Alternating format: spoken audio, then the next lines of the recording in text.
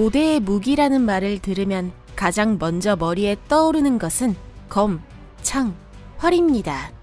그러나 우리 조상들은 믿을 수 없을 정도의 발명가들이며 그 기술이 이룩해낸 것들을 보면 그저 놀라울 따름입니다. 고대 군사적 발명의 대부분이 현대의 기관총, 화염 방사기, 다연장 로켓포, 그 외에 다양한 살상력 높은 무기의 원형이 되었습니다. 여러분, 안녕하세요. 이쪽은 토픽입니다.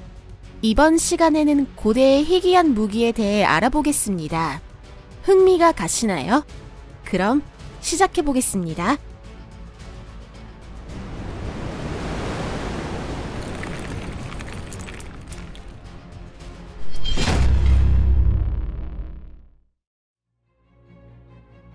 오르간포.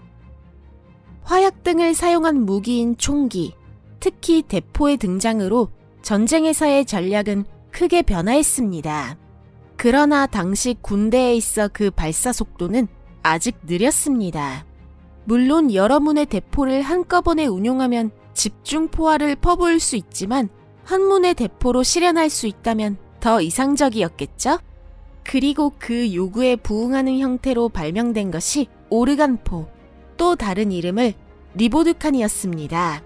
한 대의 포차에 여러 개의 소구경 포신을 늘어놓음으로써 근대적인 기관총 같은 것을 만들어낸 것입니다. 고밀도 화력으로 적에게 타격을 주기 때문에 맨몸의 적에게 유효한 무기가 되었습니다. 이러한 대포는 특히 요새의 문을 습격하는 부대를 격퇴하는 데 사용되었습니다. 처음으로 오르간포를 사용한 것은 1339년 잉글랜드인이었습니다. 그 대포에는 12문의 포신이 달려 있었습니다. 그 후 이 방식이 널리 받아들여지고 퍼져나가자 다양한 종류가 사용되게 되었습니다. 예를 들어 1382년 베펠하우츠펠트 전투에서는 오르간포가 승패를 결정짓는 역할을 했습니다. 헨트 시군은 오르간포 일제 사격으로 브루에 시군을 대혼란에 빠뜨리고 손쉽게 승리를 거머쥐었습니다. 다연장포라는 아이디어는 매우 흥미로운 방향으로 발전해 나갔습니다. 프랑스 국왕 루이 12세의 군대에는 50문의 포신을 갖춘 대포가 있었다는 증거가 남아 있습니다. 그리고 우크라이나 자포로자의 카자크들은 이 무기를 마침내 휴대용 버전으로 만들어냈습니다. 오지가라고 불리는 것입니다. 혹시 머신건의 할아버지가 아닐까요? 그 유명한 레오나르도 다빈치도 오르간포를 나름대로 재해석한 무기가 있었습니다. 그러나 그 발명은 다음 챕터에서 이야기해야 할 것 같습니다. 레오나르도 다빈치의 수수께끼, 기타 다른 것들. 다시 한번 레오나르도 다빈치는 일반적으로 예술가, 그리고 만능 천재로 여러분들이 잘 알고 있는 인물입니다. 그러나 세계에서 가장 유명한 그 미소의 그림을 그린 작가는 뛰어난 엔지니어이기도 했습니다. 그리고 이 중세의 위대한 엔지니어는 군사와 관련된 소재를 무시할 수 없었습니다. 그 결과 탄생한 것이 이쪽입니다. 프로펠러 같은 거대한 낫으로 말 그대로 적의 목숨을 거두는 훌륭한 낫 체리엇입니다. 여러분들이 보시기엔 어떠신가요? 다빈치는 이러한 살상 능력이 높아 보이는 콤바인 같은 것을 몇 가지 시작했습니다. 그리고 현대의 실험 결과가 보여주듯이 이러한 것들은 무척이나 실용적이었습니다. 다빈치의 래피드 파이어 크로스보우도 완전히 실용적인 무기입니다. 재빠르게 장전하기에 크로스보우 손잡이는 무척 유리했습니다. 한편 자이언트 크로스보우는 그 빠른 연사 속도보다 큰 스케일이 특징입니다. 그리고 그것 또한 실전에서 사용할 수 있는 형태로 재현되었습니다. 이것을 보고 대단하다고 생각하셨나요? 하지만 잠시만요. 아직 더 남아 있습니다. 다빈치의 발명 중에는 현대 전차의 원형이 되는 장갑 전차도 있었습니다. 다빈치의 카를로 알마트 또는 다빈치의 원형 전차라 불리는 이것은 갑옷으로 뒤덮인 거북이처럼 생겼고 사방으로 대포를 내밀고 있습니다. 이동 속도는 시속 20km나 내어 현대 군용 차량 수준으로 봐도 나쁘지 않습니다.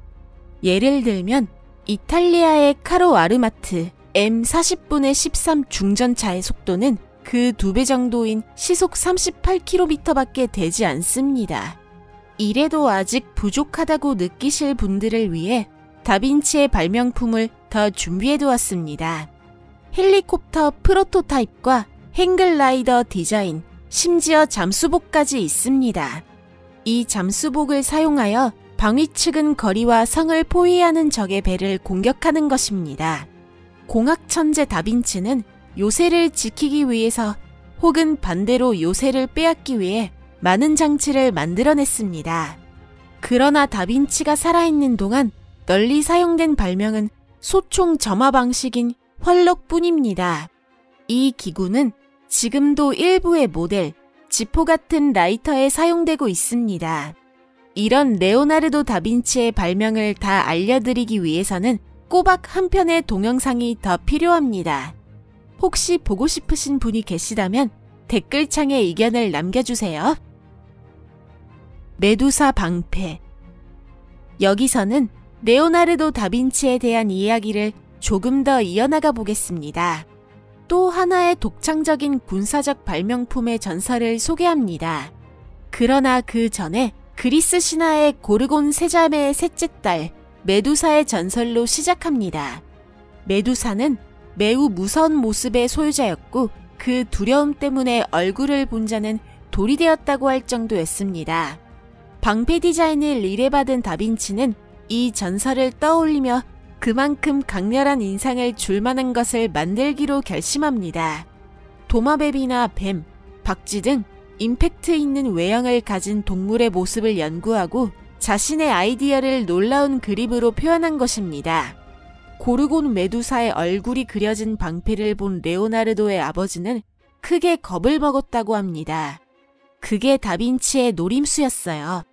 그런 방어구라면 어떤 전사도 확실하게 지켜줄 것이 틀림없습니다. 전해지는 말에 따르면 이 방패는 100두카트에 팔린 후 소실되었다고 합니다. 그러나 다빈치의 작품은 다른 예술가들의 경쟁심에 불을 붙였습니다. 메두사 방패의 무시무시한 효과를 재현하려는 시도가 시작된 것입니다. 저희는 이 카라바조의 작품이 마음에 드는데 혹시 다른 마음에 드는 것이 있으시면 댓글창으로 알려주시면 감사하겠습니다. 앤티크 대포. 총기가 발명되기 이전 전장에서는 다양한 종류의 투석기와 창을 던지는 투창기가 활약했습니다. 고대의 무장들은 캐터펄트, 투석기, 바리스타 등을 잘 다루었습니다. 포위한 요새를 점령하거나 적의 야전 병력과 싸우기 위한 것이었습니다. 투석기는 배에도 탑재되어 돌이나 소위탄으로 적군에게 타격을 주는 데 도움이 되었습니다. 무기의 종류는 매우 많으며 현대에 와서 복원을 시도하는 사람들은 그러한 고대 무기의 복제품을 대량으로 공개하고 있습니다. 영화 감독들조차 그 상상력을 드러내놓고 발휘하고 있는 것입니다. 중세가 되면 투석기의 일종인 트레뷰셋의 수요가 높아집니다. 문자 그대로 당시의 요새에 대한 생각을 새롭게 한 것입니다. 트레뷰셋은 요새벽을 파괴하는 데 매우 효과적이었습니다. 축성 전문가들은 그 위험을 피하기 위해 요새의 구조를 바꿔야 했을 정도입니다. 이후 화약을 사용한 대포가 등장하기 전까지 공성전에서 포병은 특별히 중요하지 않는 위치에 머물러 있었습니다.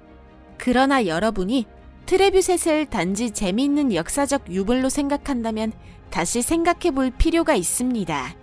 2014년 우크라이나의 마이단 혁명에서는 항의하는 우크라이나인들이 무장 민병대를 향해 이러한 중세기계를 사용했습니다. 역사의 지식이 무기가 없는 사람들을 도운 경우라고 할 수 있습니다. 로켓 불꽃. 조선시대 화차는 세계 최초의 다연장 로켓포로 잘 알려져 있습니다. 그러나 다른 나라에도 비슷한 발명이 있습니다. 예를 들어 고대 중국에는 화차라고 불리는 비슷한 로켓 시스템이 있었습니다. 화차의 발명자가 누구든 간에 이 수레는 훌륭한 볼거리입니다. 한 번에 100개의 화살 혹은 200발의 작은 총알에 적에게 퍼부을 수 있습니다. 연구자들은 이 무기가 15세기 일본의 조선 출병 전투에서 중요한 역할을 했을 것으로 추정됩니다. 양질의 화약 제조 방법을 숙지한 당시 저명한 학자 몇 명이 개발에 참여해 마침내 화약량의 적정한 균형을 발견한 것입니다. 그리고 투입된 노력이 결실을 맺어 조선군은 행주대첩에서 수적으로 우세한 일본군을 물리쳤습니다. 아르키메데스의 무기. 아르키메데스는 욕실에서 자신의 이름을 딴 물리법칙을 발명한 것으로 알려져 있습니다. 그러나 이 고대 그리스 과학자는 진정한 의미의 공학 천재이기도 했습니다. 그리고 그 재능이 마음껏 발휘된 것은 태어난 고향 마을인 시라쿠사를 지키는 싸움이었습니다. 기원전 214년 로마군이 거리로 다가왔습니다. 시라쿠사는 아르키메데스의 군사적 발명에 의해 매우 유리한 상황에 놓였습니다. 아르키메데스의 갈고리는 적의 배를 갈고리로 잡고 수면에서 들어올려 가라앉히거나 바위에 부딪히는 것을 말합니다. 이 기계를 그린 그림이 몇 가지가 있는데 가장 눈길을 끄는 것은 줄리오 파리지가 남긴 것입니다. 물론 현대 연구자들은 아르키메데스의 갈고리를 재현하는 데 성공했습니다. 확실하게 실형족이라는 것이 증명된 것입니다. 레오나르도 다빈치의 그림으로 눈을 돌리면 증기의 힘을 사용해 발사하는 증기포가 그려져 있습니다.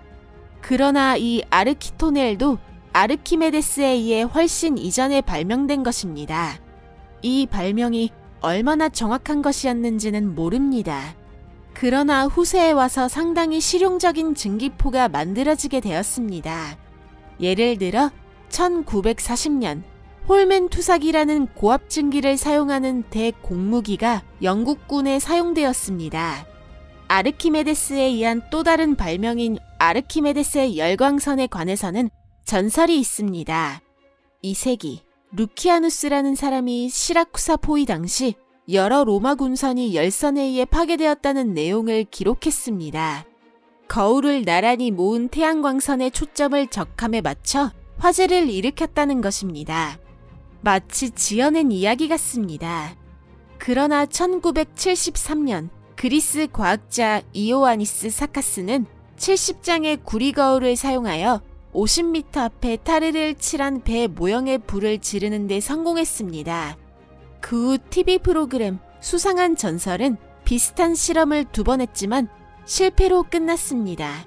어쩌면 타르를 바른 목재를 사용해서 시도했어야 했을지도 모릅니다. 그럼 오늘 영상은 여기까지입니다. 끝까지 시청해주셔서 감사합니다. 영상이 마음에 드셨다면 좋겠습니다. 재미있으셨다면 꼭 좋아요를 눌러주세요. 마무리로서 전하고 싶은 것이 있습니다. 무기는 아무리 매력적일지라도 그 첫 번째 목적은 자신의 소중한 사람을 지키는 것입니다.